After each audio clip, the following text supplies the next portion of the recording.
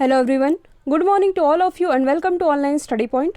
दोस्तों, आज है 30 मई और आज के इस वीडियो में हम 30 मई से रिलेटेड करंट अफेयर के सभी इंपॉर्टेंट क्वेश्चन डिस्कस करेंगे, इसलिए वीडियो को लास्ट तक देखिएगा। और यदि आप लोगों को इस वीडियो की PDF चाहिए तो आप हमारा टेलीग्राम चैनल ज्वाइन कर सकते हैं। साथ ही यदि आप चैनल पर नए हैं तो चैनल को सब्सक्राइब कर लीजिए और बेल आइकन दबाना बिल्कुल मत भूलिएगा, ताकि आप लोगों को हमारे किसी भी नए वीडियो की नोटिफिकेशन सबसे पहले मिल सके। तो चलिए स्टार्ट करते हैं हमारा पहला क्वेश्चन। हाल ही में वर्ल्ड हंगर डे ये कब मनाया गया है? तो ये भी हाल ही में मनाया गया है 28 मई को।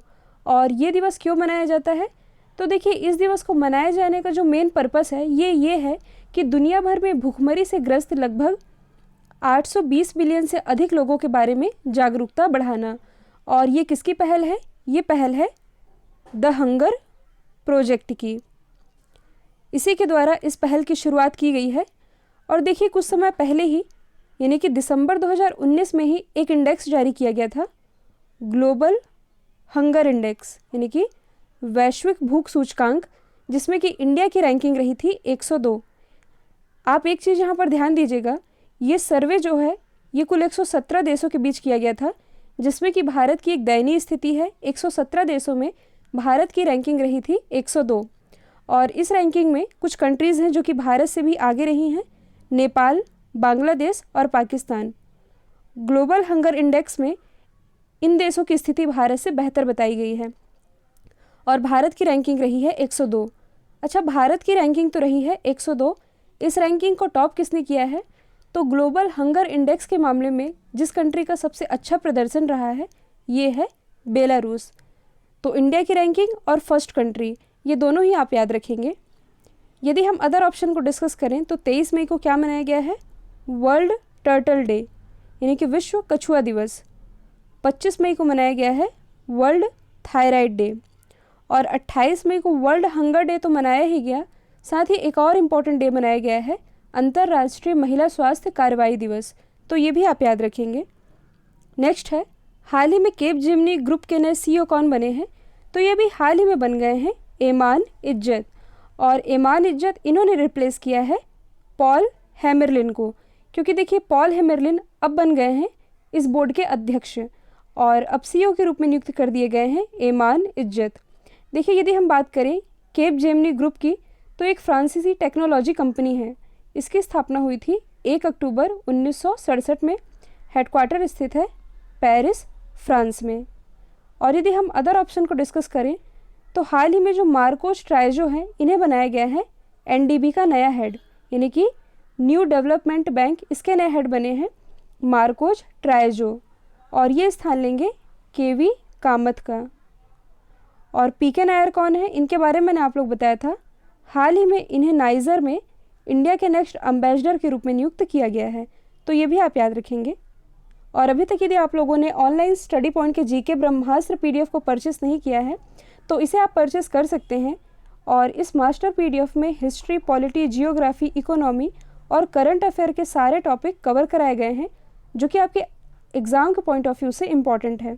नेक्स्ट है, हाल ही में विप्रो ने नया MD और CEO किसे नियुक्त किया है? तो हाल ही में बन गए हैं थेरी डेलापोर्ट। और थेरी डेलापोर्ट ये किन्हें रिप्लेस करेंगे? ये स्थान लेंगे अबिदाली नीमचवाला का। तो सबसे पहले हम डिस्कस कर लेते हैं विप्रो के बारे में। इसकी स्थापना हुई थी 19 दिसंबर 1945 में। इंडिया में इसका हेडक्वार्टर कहाँ स्थित है? बेंगलोर, कर्नाटक में।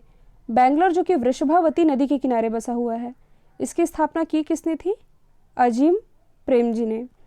और देखिए, पिछले ही साल यानी कि 2019 में जो विप्रो के अध्यक्ष रहे थे अजीम प्रेमजी और मास्टर कार्ड के CEO अजय बंगा, इन दोनों को ही संयुक्त रूप से ग्लोबल एक्सीलेंस अवार्ड से सम्मानित किया जा चुका है। और यदि हम अदर ऑप्शन को डिस्कस करें तो हाल ही में जो कार्मेन रेनहार्ट है ये बनाई गई हैं वर्ल्ड बैंक ग्रुप की नई उपाध्यक्ष और आर्थिक सलाहकार। जो आभास झा हैं इन्हें भी हाल ही में क्लाइमेट चेंज के डिजास्टर रिस्क मैनेजमेंट यानी कि आपदा जोखिम प्रबंधन के लिए मैनेजर अपॉइंट किया गया है। नेक्स्ट है, हाल ही में क्रिस्टोफ मेरियक्स अवार्ड से किसे सम्मानित किया गया है? तो ये भी हाल ही में सम्मानित की गई हैं कुरैशा अब्दुल करीम।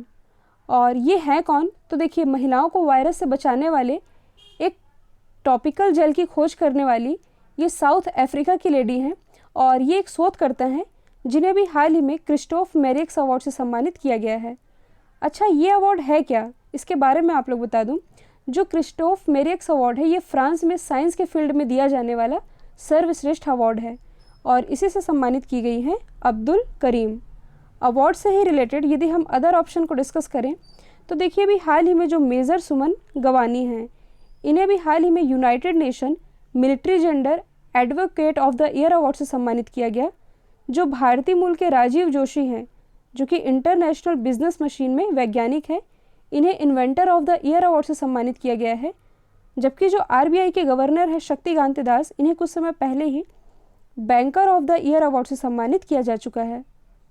नेक्स्ट है, हाल ही में आईओसी ने किस भारतीय को ओलंपिक चैनल के कमीशन का सदस्य बनाया है।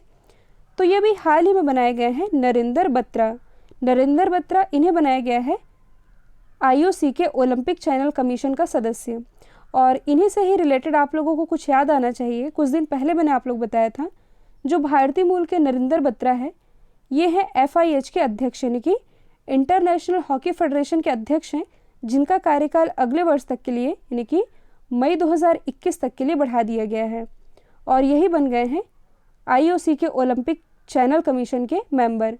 यदि हम बात करें IOC की यानी कि इंटरनेशनल ओलंपिक कमेटी की, तो इसकी स्थापना हुई थी 1894 में। हेडक्वार्टर स्थित है लॉजन स्विट्जरलैंड में और अध्यक्ष कौन है, तो ये हैं थॉमस बाक। यदि हम अदर ऑप्शन को डिस्कस करें तो हाल ही में जो राजेश गोयल है ये बनाए गए हैं नार्डेको के हेड और यहाँ पर नार्डेको की फुल फॉर्म बनती है national real estate development council. इसी के हेड बने हैं राजेश गोयल। जो दिलीप ओमेन हैं, दिलीप ओमेन इनकी नियुक्ति भी हाल ही में इंडियन स्टील एसोसिएशन के हेड के रूप में की गई है। जबकि जो डॉक्टर हर्षवर्धन है जो कि प्रेजेंट टाइम में हमारे केंद्रीय स्वास्थ्य मंत्री हैं, इनकी नियुक्ति भी हाल ही में वर्ल्ड हेल्थ ऑर्गेनाइजेशन के कार्यकारी परिषद के अध्यक्ष के रूप में की गई है। नेक्स्ट है, हाल ही में केरल की पहली महिला डीजीपी कौन बनी है। ये बनी है केरल की पहली महिला डीजीपी, इसलिए इनका नाम इम्पोर्टेंट है R श्रीरेखा। और देखिए भी हाल ही में केरल गवर्नमेंट ने इन्हें फायर एंड रेस्क्यू सर्विसेज के डीजीपी के रूप में नियुक्त किया है। ये 1987 बैच की IPS ऑफिसर हैं। साथ ही केरल की पहली महिला IPS ये R श्रीरेखा ही हैं, तो इनका नाम भी आप याद रखेंगे। और देखिए यहाँ पर बात की जा रही है पहली महिला डीजीपी की, तो ये तो है केरल की पहली महिला डीजीपी। लेकिन यदि आपसे पूछा जाए कि भारत की पहली महिला डीजीपी कौन है, तो ये है कंचन चौधरी भट्टाचार्य, जिनका पिछले ही वर्ष निधन हुआ है। नुपुर कुलश्रेष्ठ कौन है, तो देखिए ये हैं ICG यानी कि इंडियन कोस्ट गार्ड की पहली महिला DIG, हाल ही में अपॉइंट हुई हैं। जबकि जो अंजलि सिंह हैं, अंजलि सिंह ये भारत की पहली महिला सैन्य राजनयिक है, जिनकी नियुक्ति भी हाल ही में की गई है रशिया में। नेक्स्ट है, हाल ही में 36वें राष्ट्रीय खेलों को कोविड-19 के चलते कब तक के लिए स्थगित कर दिया गया है। तो देखिए जो 36 नेशनल गेम्स होने थे ये होने थे अक्टूबर-नवंबर 2020 में, लेकिन कोविड-19 के कारण यह पोस्टपोन कर दिया गया है अनिश्चित काल के लिए, यानी कि अभी ये डेट फिक्स नहीं है कि ये कब आयोजित किए जाएंगे। तो यहाँ से इम्पॉर्टेंट है 36वें नेशनल गेम्स ये कहाँ आयोजित होने वाले थे, ये आयोजित होने वाले थे गोवा में। और जो प्रेजेंट टाइम में हमारे खेल मंत्री हैं इनका नाम क्या है, किरण रिजिजू। इन्होंने 36 नेशनल गेम्स के लिए एक मस्कट भी जारी किया था और मस्कट क्या था, रूबी गुला, जो कि गोवा का आधिकारिक राज्य पक्षी भी है। इसे चुना गया था 36वें राष्ट्रीय खेलों का मस्कट। इसे आप इमेज में देख भी सकते हैं। अब देखिए यहाँ से इम्पॉर्टेंट है गोवा। तो गोवा की यदि हम बात करें तो राजधानी क्या है, पणजी, जो कि मांडवी नदी के किनारे बसा हुआ है। मुख्यमंत्री हैं प्रमोद सावंत। गवर्नर अभी हाल ही में बनाए गए हैं सत्यपाल मलिक।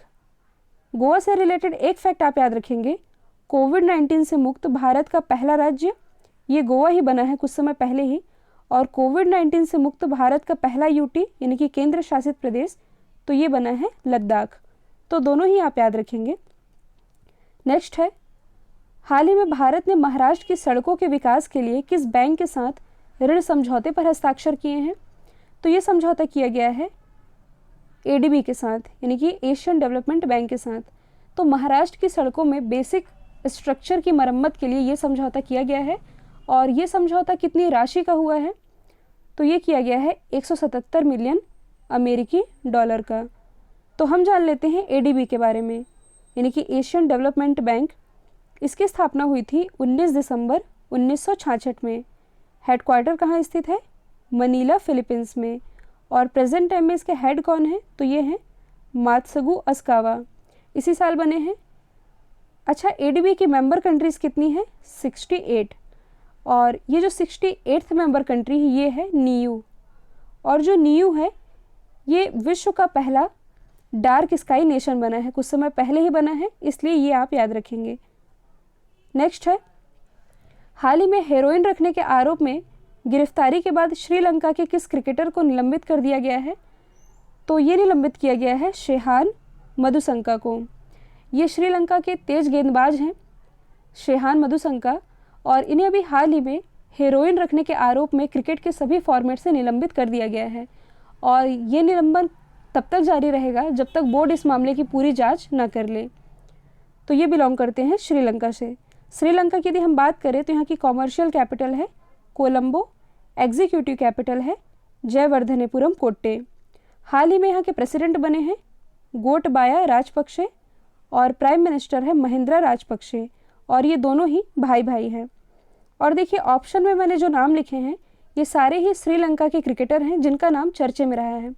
यदि हम बात करें अजंता मेंडिस की, तो ये श्रीलंका के स्पिनर हैं जिन्होंने कुछ समय पहले ही संन्यास लिया है। जो लसिथ मलिंगा है ये T20 इंटरनेशनल में सबसे ज़्यादा विकेट लेने वाले पहले गेंदबाज बने हैं, ये भी बिलोंग करते हैं श्रीलंका से। जबकि कुमार संगाकारा है जो, इन्हें भी हाल ही में MCC के हेड के रूप में फिर से नियुक्त कर दिया गया है। यहाँ पर MCC की फुल फॉर्म बनती है मैरी लोबोन क्रिकेट क्लब, जिसका हेडक्वार्टर स्थित है लंदन UK में। और इसी के दोबारा से अध्यक्ष बनाए गए हैं कुमार संगाकारा, और ये भी बिलोंग करते हैं श्रीलंका से ही। नेक्स्ट है, हाल ही में किस देश में भारतीय पुरातत्व सर्वेक्षण को 1100 साल पुराना शिवलिंग मिला है? तो ये भी हाल ही में पाया गया है वियतनाम में। और ये जो 1100 साल पुराना शिवलिंग है ये बलुआ पत्थर से निर्मित है, जिसकी खोज की गई है भारतीय पुरातत्व सर्वेक्षण के द्वारा। तो इसके बारे में जान लेते हैं। यदि हम बात करें ASI की, यानी कि आर्कियोलॉजिकल सर्वे ऑफ इंडिया, या इसे हम हिंदी में कहते हैं भारतीय पुरातत्व सर्वेक्षण, इसकी स्थापना हुई थी 1861 में। और स्थापना की किसने थी? अलेक्जेंडर कनिंघम ने। तो यहाँ से इम्पॉर्टेंट है वियतनाम। वियतनाम के बारे में हम जान लेते हैं। आप मैप में देख सकते हैं इसकी लोकेशन, ये है एशिया महाद्वीप में, ये है अपना एशिया महाद्वीप, और यहीं पर स्थित है वियतनाम। वियतनाम की यदि हम बात करें तो यहाँ की कैपिटल क्या है? हनोई। करेंसी है वियतनामी डोंग। भारत और वियतनाम के बीच एक एक्सरसाइज होती है, एक्सरसाइज का नाम है विनबैक्स। और भारत और वियतनाम के बीच ये जो पहली एक्सरसाइज हुई थी, पहली मिलिट्री एक्सरसाइज, ये आयोजित की गई थी मध्य प्रदेश के जबलपुर में। कब आयोजित की गई थी? 2018 में। और ये भारत और वियतनाम के बीच की पहली एक्सरसाइज है, इसलिए इसका नाम इम्पॉर्टेंट है। यदि हम इमेज से यानी कि मैप से और कुछ समझना चाहें तो ये है वियतनाम की लोकेशन। इसके जस्ट बगल में है लाओस, ये छोटी सी जगह आप देख रहे हैं, ये है लाओस। यहाँ पर है कंबोडिया, और कंबोडिया के जस्ट बगल में है थाईलैंड। और ये जो आप एरिया देख रहे हैं जिसे मैंने राउंड किया है, ये है म्यांमार। और जो म्यांमार है, म्यांमार की सीमा भारत के 4 राज्यों से लगती है, नागालैंड, मणिपुर, मिज़ोरम और अरुणाचल प्रदेश। तो ये भी आप याद रखेंगे। तो वियतनाम है एशिया महाद्वीप में। कल मैंने आप लोगों से पूछा था हाल ही में नाइजर में भारत के अगले एम्बेसडर के रूप में किसे नियुक्त किया गया है? तो इसका राइट आंसर था PK नायर। अब आप लोगों के लिए आज का सवाल है, हाल ही में किस देश ने अपने पहले मानव रहित ड्रोन हेलीकॉप्टर का ट्रायल किया है? तो इसका आंसर कमेंट बॉक्स में दीजिएगा। और मैं आज फिर से कहूँगी, वीडियो को ज़्यादा से ज़्यादा शेयर कीजिएगा ताकि वीडियो फिर से ट्रेंडिंग में आ सके। तो आज के लिए इतना ही। Thank you so much.